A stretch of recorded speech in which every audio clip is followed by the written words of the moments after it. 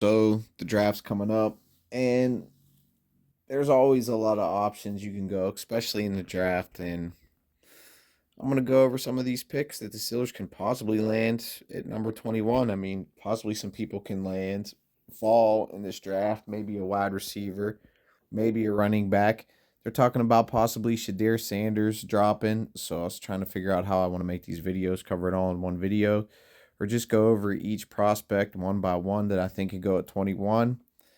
And I think this one stands out the most to me. I think, it's not a reach. I think he's going to be right there around 19, 20, 21.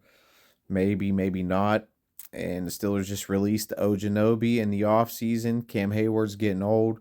Keanu Benton's good, but they need another guy to fit that 3-4 defense. And maybe they can even change and go to more of a 4-3 cover 2 defense. It seems like they've been blitzing less, pretty much just playing soft, giving the defenses, the underneath and just not bending and not breaking. That seems more of a philosophy with Tomlin on defense than Dick LeBeau. It's not as aggressive.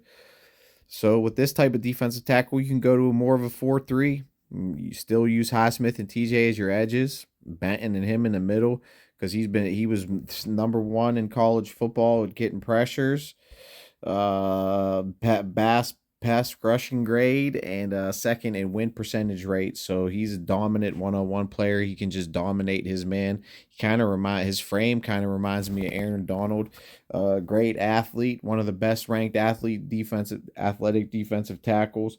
He's got the frame to fit that nose tackle position, defensive tackle position for the NFL. He's 6'4", 313 pounds, a Michigan State transfer. Harmon showcases an explosive first step and versatile pass rushing skills.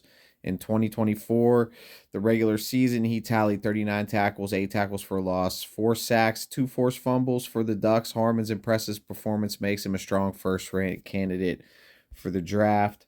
So there it is. He can get pressure on the quarterback.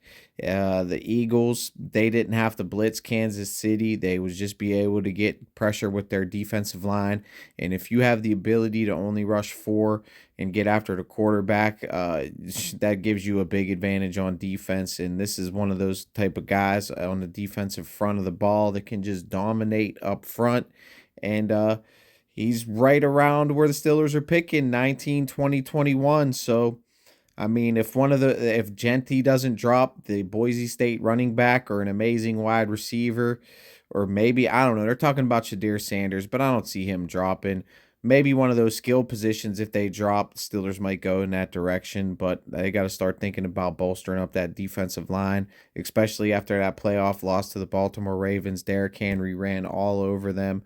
So this is the type of guy that's young, physical, hungry, ready to get the work done in the trenches and do all the dirty work, and he can do it. Some of they said his negatives or his fundamentals are a little bit bad. He stunts the wrong gap sometimes.